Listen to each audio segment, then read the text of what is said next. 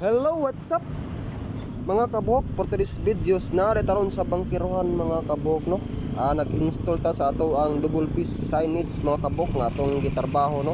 O karon ato ang i-install diri sa bangkiruhan public market mga kabok. O karon mao ni magpile sa tawag scaffold ka dili man nato ni masangat dito as babok kung dili ta mo pile og scaffold, no? So magpile sa tag scaffold para na tay masakaan padulong sa babaw mga kabok. Ug mao ni ang mga panghitabo mga kabuk.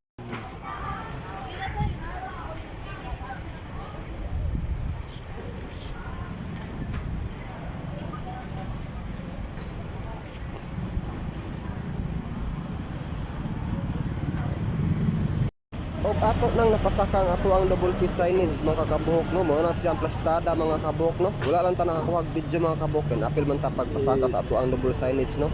Wala man tay cameraman, solo-solo pa man ning ato og lang ta mga tong videos mga kabuk. Thank you for watching. Bye-bye. Og kay na-install naman na ito ang double piece signage mga kabok, automatic mag-pull out na pod man ng scaffold karon mga kabok.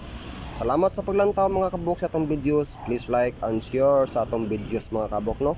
Bye bye.